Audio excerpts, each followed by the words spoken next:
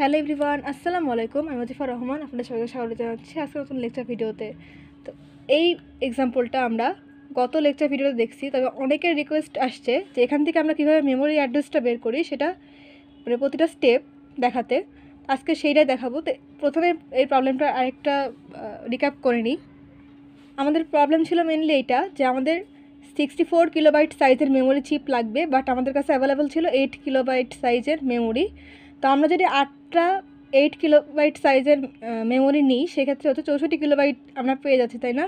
তো এই জন্যই হচ্ছে আমরা 8 কিলোবাইটের 8টা মেমোরি নিচ্ছি, এবং যেহেতু কিলোবাইট সেজন্য হচ্ছে 8 × 1, তাহলে 8কে ভাঙলে হচ্ছে 2 টু দি পাওয়ার 3 এবং 1কে ভাঙলে হচ্ছে 2 টু দি পাওয়ার 10। তাহলে যখন আমরা গুণ করব তাহলে পাওয়ারটা কী হচ্ছে, এখানে পাওয়ারটা যোগ হয়ে যাচ্ছে, তাই না? 10 + 13 10 + 3 তাহলে হচ্ছে 13। তো এখন আমরা এখান থেকে ডায়াগ্রামটা দেখব। এখন দেখেন আমরা এখানে ডায়াগ্রাম এভাবে 8টা মেমোরিকে দেখাবো।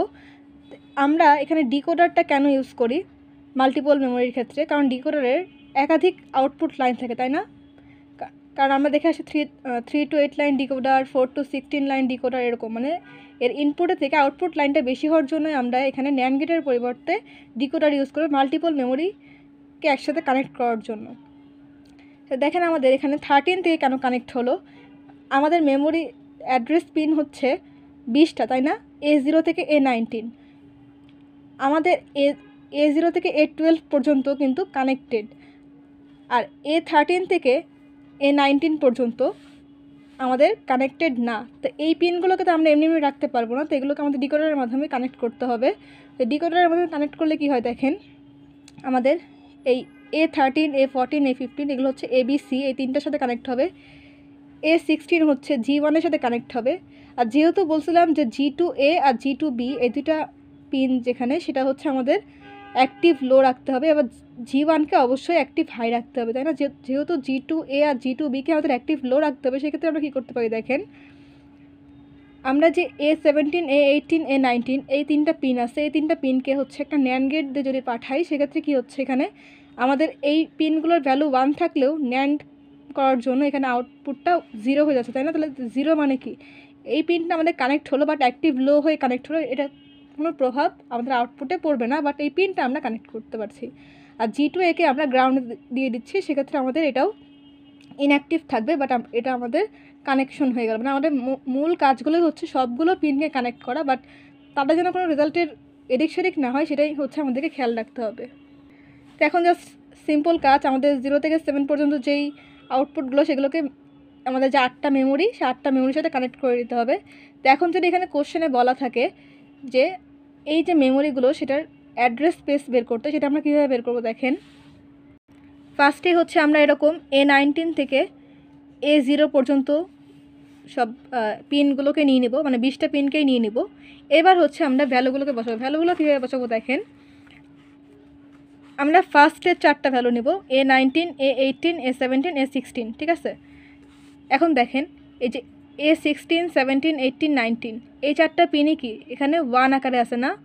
যেহেতু G1কে অ্যাক্টিভ হাই রাখতে হবে সেজন্য আমরা A16কে এখানে কানেক্ট করছি, আর যেহেতু বাকি পিন মানে G2A আর G2Bকে আমাদের অ্যাক্টিভ লো রাখতে হবে, সেক্ষেত্রে আমরা A17, A18, A19 এই তিনটাকে হচ্ছে ন্যান্ড গেট দিয়ে পাঠানোর মাধ্যমে এটাকে অ্যাক্টিভ লো করে দিচ্ছি। কিন্তু এটা আগে কি 1 ছিল না? এটা 1 থাকার জন্যই তো আমরা অ্যাক্টিভ লো করার জন্য ন্যান্ড গেটটা ইউজ করলাম। তো এই যে আগে যে 1 ছিল তার মানে কি A16, 17, 18, 19 এই সবগুলোর ভ্যালু কি 1 না? তো এই যে আমরা প্রথমে হচ্ছে লোয়েস্ট হাফের জন্য দেখব, এরপরে হচ্ছে হাইয়েস্ট মানে হায়ার হাফের জন্য দেখব। তো এখানে হচ্ছে সবগুলো হচ্ছে 1 হলো, 19, 18, 17, 16। এখন দেখেন আমাদের প্রথম কাজটা কি, প্রথম মেমোরি কানেক্ট করা, তাই না? তাহলে প্রথম মেমোরিটা কি 0। তাহলে 0-র জন্য আমাদের এই যে এখানে যে কয়টা পিন আছে A13, 14, 15 এই তিনটা পিনে মেনলি কী হবে 0, 0, 0। আর A12-এ মানে আমরা যেহেতু লোয়ার হাফ বের করছি সেজন্য হচ্ছে 0, যখন আমরা হায়ার হাফ বের করবো সেক্ষেত্রে হচ্ছে 1 হবে। আর লোয়ার হাফের ক্ষেত্রে যে A11 থেকে A0 পর্যন্ত সবই 0, হায়ার হাফের জন্য হচ্ছে A11 থেকে A0 পর্যন্ত সবগুলো 1। ক্লিয়ার? মানে লোয়ের জন্য 0, হাইয়ের জন্য 1। আবার সেমভাবে দেখেন সেকেন্ড মেমোরির ক্ষেত্রে আমরা কি করব, সেকেন্ড মেমোরির ক্ষেত্রে আমাদের এই পিনগুলো তো সেম থাকছে, এই যে A17 থেকে A16 থেকে A19, তাহলে সবগুলোর জন্য কি হচ্ছে 1 হচ্ছে, কারণ এগুলোর ভ্যালু হচ্ছে 1 ছিল। এরপরে দেখেন আমরা করব কিসের কাজ, A15 A14 A13 এই 3টা পিনের কাজ করব, ঠিক আছে। কারণ কি এই 3টা পিনে এখানে আসছে ABC আকারে। তাহলে দেখেন এবার আমরা 1 নাম্বার মেমোরির জন্য কাজ করব। এতক্ষণ 0 নাম্বার জন্য দেখছিলাম, এখন দেখব 1-এর জন্য। তাহলে 1-এর জন্য এখানে কি হবে 0001, ঠিক আছে। এটা হচ্ছে হাইয়ের ক্ষেত্রে লোয়ের ক্ষেত্রে সেমই, জাস্ট বাকি ভ্যালুগুলো হচ্ছে আমাদের চেঞ্জ হবে, লোয়ের ক্ষেত্রে 0 হবে আর হাইয়ের ক্ষেত্রে 1 হবে। এবার চলেন থার্ড মেমোরির ক্ষেত্রে দেখি। থার্ড মেমোরির ক্ষেত্রে কি হবে দেখেন, এগুলো সব 1 থাকবে। এখন এই 3টার ভ্যালু চেঞ্জ হবে, কি আমরা 1-এ ছিলাম, এখন যাব 2-তে। তাহলে 2-র জন্য কত হবে 010, তাই না। এটাও লোয়ের ক্ষেত্রেও এটা, হাইয়ের ক্ষেত্রেও এটা। লোয়ের ক্ষেত্রে জাস্ট A12 থেকে A0 পর্যন্ত 0 হবে, আর হাইয়ের জন্য হচ্ছে A12 থেকে A0 পর্যন্ত 1 হবে। বাকি প্রসেস সেম। আবার দেখেন ফোর্থ মেমোরির জন্য আমরা কি করব, এগুলো সব 1 থাকছে, ঠিক আছে।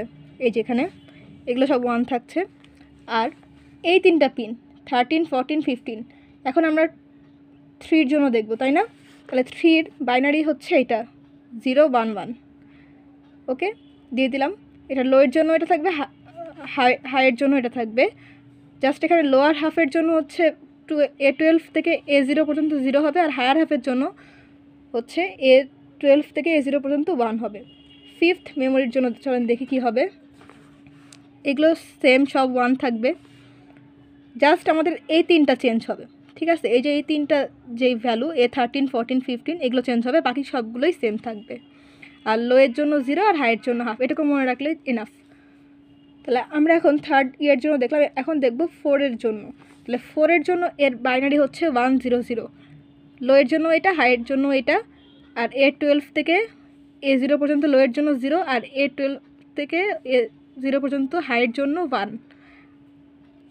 এখন দেখি এর পরেরটা 4-এর জন্য দেখলাম, এখন দেখো 5-এর জন্য। তাহলে এখানে সব 1 থাকলো। এখন দেখেন 5-এর বাইনারি কত 101, তাই না। মানে আমরা সবসময় এই 3টা পিনকে নিয়েই কাজ করব, অন্য কোনো পিনের দিকে আমাদের কোনো অ্যাটেনশন দেওয়ার দরকার নেই। লো হলে 0 হবে, হাই হলে 1 হবে।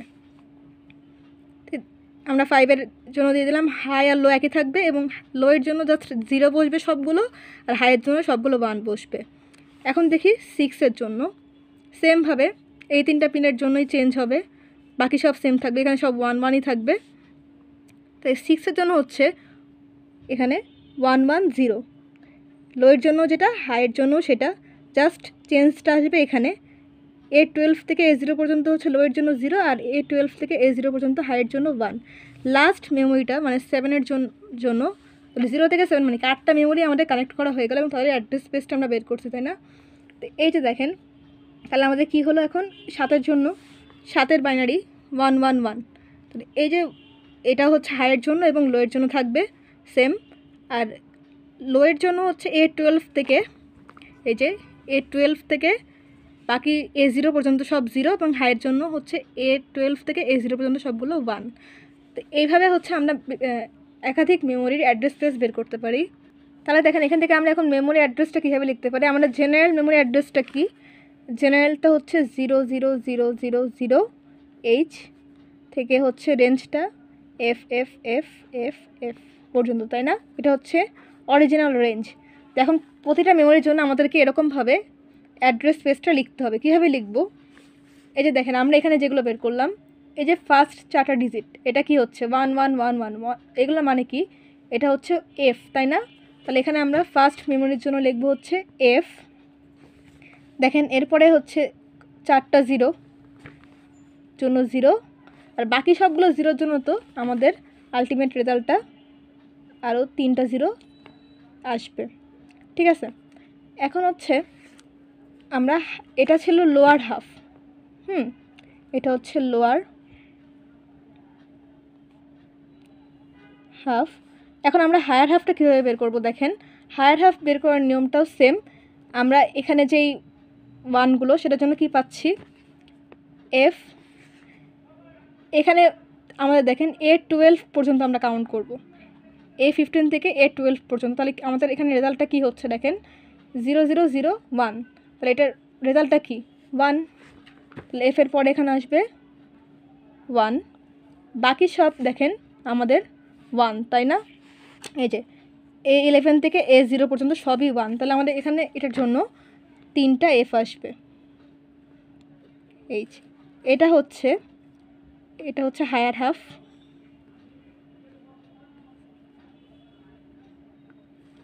এটা হচ্ছে আমাদের ফার্স্ট মেমোরির জন্য অ্যাড্রেস স্পেস। এইভাবে আমরা সবগুলো মেমোরির জন্য জাস্ট এই নিয়মটা ফলো করেই, মানে লোয়ের জন্য হচ্ছে আমরা 3 ডিজিট নিব এবং হাইয়ের জন্য হচ্ছে আমরা 4 ডিজিটকেই নিব। ঠিক আছে, এভাবে আমরা সব ইয়েগুলো বের করে ফেলবো, মানে মেমোরি অ্যাড্রেসগুলো স্পেসিফিক করে লিখবো। যদি আমাদের কোশ্চেনে মেমোরি অ্যাড্রেস স্পেসটা চাই, সেক্ষেত্রে আমরা অ্যাড্রেস স্পেসটা এভাবে লিখে ফেলবো। আর যদি না চাই সেক্ষেত্রে আমরা এই চিত্রটা ড্র করে দিলেই, মানে জাস্ট কানেকশনগুলো দেখাই দিলেই হয়ে যাবে। তো আজকের ভিডিও এই পর্যন্তই। আল্লাহ হাফেজ।